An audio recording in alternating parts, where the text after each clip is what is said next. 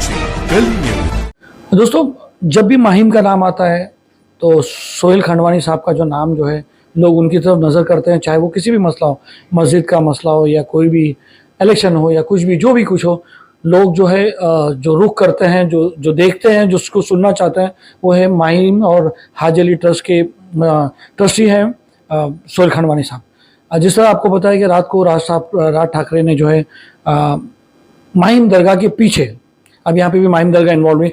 सुल भाई, माहिम दरगाह के पीछे एक दो तीन सवाल आपसे करना है, क्लेरिफाई करने के लिए, क्योंकि सब जगह चल रहा है कि दरगाह तोड़ दिए, दरगाह तोड़ दिए, दरगाह तोड़ दिए। माहिम के पीछे जो दरगाह है, जो एक चिल्ला था, उस चिल्ले के बारे में बताइए। देखिए, मैं एक मिसकंसेप्शन दूर कर देता हूँ कि ये जो बात हो रही है ये चिल्ले की बात हो रही है, जो एक बैठक थी जिधर मखदूम शाह इल्म लेते थे ख्वाजा खिदर हयातुन नबी से, और ये लगभग 650 साल पुराना एक प्लेटफॉर्म है वहाँ। और ये कोई दरगाह नहीं है, ना वो कोई टोम है। और ये भी जो स्टेटमेंट जो कल आया है, और मैं पूरा बिलीफ रखता हूँ कि मिस्टर ठाकरे की भी जो फैमिली है वो उनका भी काफ़ी बिलीफ है, उनकी फैमिली भी इधर आती है माहिम दरगाह पे, तो कोई ऐसा उन्होंने ये नहीं बताया होगा कि माहिम दरगाह की या माहिम दरगाह पे जो मखदूम शाह हुआ जिधर वो बैठते थे उसको तोड़ डालो। ठीक है, उनका कंसर्न होगा अनऑथराइज चीज़ से। आज अनऑथराइज चीज़ ऑल ओवर बॉम्बे में चल रही है, उन्होंने इसका मुद्दा उठाया। प्लेटफॉर्म पहले भी था, आज भी है, वहाँ डिमोलिशन का स्क्वाड आया था, और उन्होंने जो आजू बाजू में जो एक्स्ट्रा पत्थर और सब आए थे उसको वो लोग ने निकाल दिया। कुछ झोपड़े भी जो वहाँ अनऑथराइज थे उनको निकाल दिया। See we all are law abiding citizen, unauthorised तो हमारे को भी टॉलरेट नहीं करना चाहिए।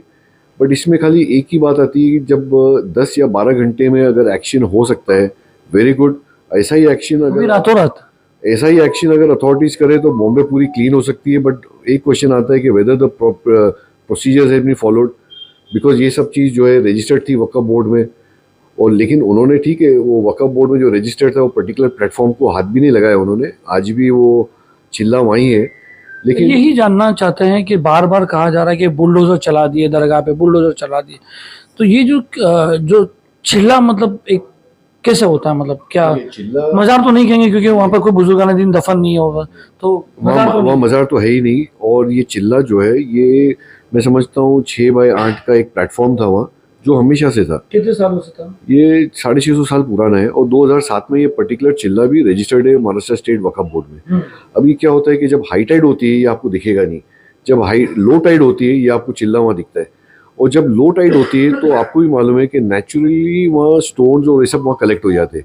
और जब स्टोन कलेक्ट हो जाते हैं तो लोग जो पहले जो जाते थे 20, 25, 50 में, आज 500, 1000 में लोग जाते हैं, क्योंकि लोग का पॉपुलेशन बढ़ गया है। तो अपनी कन्वीनियंस के हिसाब से उन्होंने पत्थर को और कुछ जमा दिया होगा उधर फॉर कन्वीनियंस पर्पस। तो वही चीज़ जो है उसके ऊपर एक्शन हुआ और वो साइड से उन्होंने पूरा वो निकाल दिया। सो खाली इतना ही है कि वेदर उन्होंने एक प्रोसीजर फॉलो किया, जो झोपड़े भी तोड़े तो उनको कुछ नोटिस दिया, रमज़ान का टाइम है, इतना तो अच्छा किया उन्होंने कि 10 घंटे में एक्शन ले लिया। अगर ये एक्शन अगर पूरे बॉम्बे में हुए तो अपना बॉम्बे सबसे आई थिंक क्लीन बॉम्बे बोले जाएगा। राज ठाकरे ने कल एक टिप्पणी की है कि दूसरा हाजी अली बना रहे हैं आप, उस हाजी अली ट्रस्ट के जो है तो उधर के भी ट्रस्टी। दूसरा हाजी अली तो किधर भी नहीं हो सकता है, बिकॉज हाजी अली एक खुद आइलैंड है, मुंबई सिटी एक आइलैंड है, आइलैंड विद इन आइलैंड है, और एक मैप ऑफ मुंबई पे है।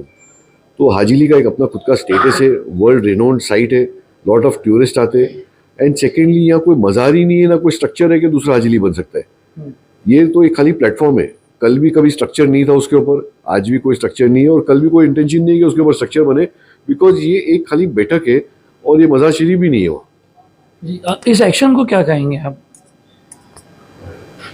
ऐसा ही अगर अथॉरिटीज़ को अगर कुछ करने का भी होता तो यहाँ के लोगों से रब्ता करते, और इसको बहुत ग्रेसफुली भी हो सकता था, ये कमोशन की ज़रूरत नहीं थी। तो ठीक है, खाली मेरा तो यही अपील रहेगा कि लोग लॉ एंड ऑर्डर को मेंटेन करें और कोई जज्बात में नहीं आए हुए। और अथॉरिटी से भी ये रिक्वेस्ट है, कभी कुछ ऐसा है तो they should take the locals in confidence और ग्रेसफुली ये काम करें। ये जो माहिम ट्रस्ट के अंदर में आती है, माहिम दरगाह ट्रस्ट के अंदर ये जमीन रजिस्टर्ड है कि क्या है, कि इट्स अ डिफरेंट ट्रस्ट? ये this is a different trust. लेकिन क्या होता है, क्योंकि माहिम दरगाह का मखदूम शाह का इन्वॉल्वमेंट है, तो उनके ट्रस्ट डीड में ऐसा है कि कोई भी ऐसा इशू अगर आता है तो माहिम दरगाह trust will arbitrate on it. तो ऐसा उनका एक कंडीशन थी जब वो ट्रस्ट रजिस्टर हुआ था। So we are the arbitrators, we are the advisers on that. Definitely it's a different trust. Makhdoom Shah मामा के छिल्ले और जगह भी है, अपना माहिम पुलिस स्टेशन के अंदर भी है, तो क्या लगता है ऐसा कि कल को राज ठाकरे उधर के लिए भी आवाज़ उठा लेंगे? देखिए, दो जगह पे इनके चिल्ले जिधर मखदूम शाह बाबा की बैठक होती थी, एक जैसा जो ये साइट है जो कंसर्न में है, और एक दूसरा है माहिम पुलिस स्टेशन में।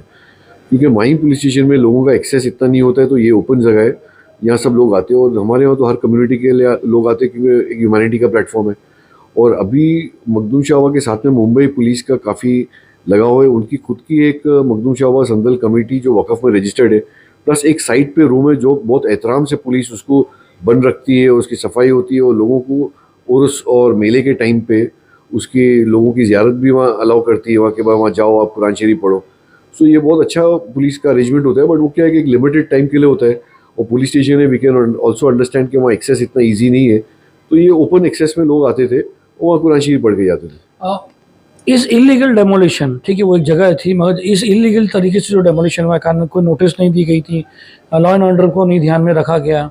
हालांकि ऐसी चीज़ों को तोड़ने के लिए पहले कन्विंस किया जाता है, आसपास के लोगों को थोड़ा सा काउंसलिंग की जाती है, उसके बाद होता है। इस एक्शन के खिलाफ माहिम दरगाह ट्रस्ट कुछ इसके ऊपर कुछ कंप्लेन वगैरह कुछ करने वाली? ये तो ऑलरेडी मेरी बात हो चुकी थी माहिम पुलिस से और वक़फ़ बोर्ड के मेंबर से ही, because since it is registered in वक़फ़, मैं तो खाली वक़फ़ को बोलूँगा कि भाई अगर वो आप क्या कर सकते हो इसके ऊपर, because see as far as illegal demolition करना का तरीका अगर रॉन्ग है, तो दैट मीन्स वक़फ़ board should ask the authorities, और अगर इलीगल चीज़ डेमोलिशन करी, वेरी गुड, इतना फास्ट करी, very good, I am happy Mumbai is getting clean, but whether the procedure has been done right, It should not be biased. procedure has been done right, that is a matter of question which I think the Waqf board will take up the matter. सुल भाई, हम ये आपसे confirm कराना चाहते हैं कि छिल्ला अभी भी है, उसके ऊपर जो कुछ बनाया गया वो ही, क्योंकि अभी पानी भरा हुआ दिखने में नहीं आ रहा है।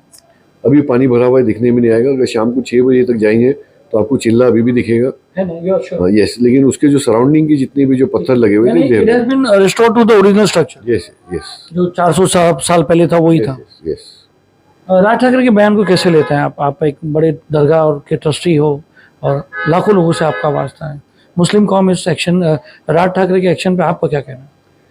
सी वो उनके सर्कमस्टेंसेज में उन्होंने क्या बोले, I would not get into that, और मैं कोई जजमेंटल आदमी नहीं हूँ, बट इतना मेरे को मालूम है कि उनकी फैमिली आम आदमी भी पता चल दे रहा है कि राज ठाकरे क्या बोल रहे हैं। स्पीच के बयान में लाउड स्पीकर का मुद्दा उठाओ, दरगाह का डाल दो और जय हिंद जय महाराष्ट्र बोल के निकल जाओ, फिर मतलब ये तो एक नॉर्मल भी है, फिर इसमें अंडरस्टैंड की क्या जरूरत है सवाल भाई?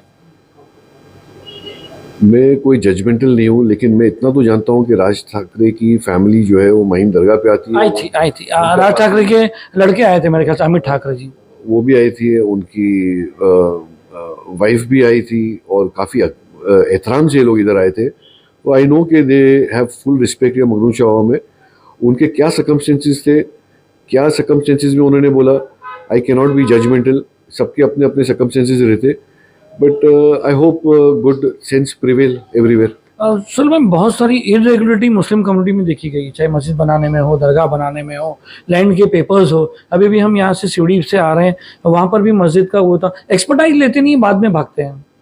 और जो इलीगल बनाना चाहते हैं, बहुत सारी जगह है इलीगल बनाते हैं, फिर तोड़ने आता है तो मस्जिद करते हैं, दरगाह करते हैं।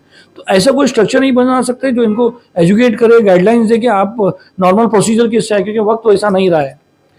ये बहुत इंपॉर्टेंट है कि अपने डॉक्यूमेंटेशन को अपना करना चाहिए, बिकॉज टाइटल जो है आज की तारीख में बहुत इंपॉर्टेंट है, और एक वक़फ़ बोर्ड ने जब अपनी खुद की बॉडी बना दी है और लोगों को वहाँ के ट्रस्ट को रजिस्टर कर रही है, अपने पेपर्स जमा करके इमीडिएटली रजिस्ट्रेशन करना चाहिए।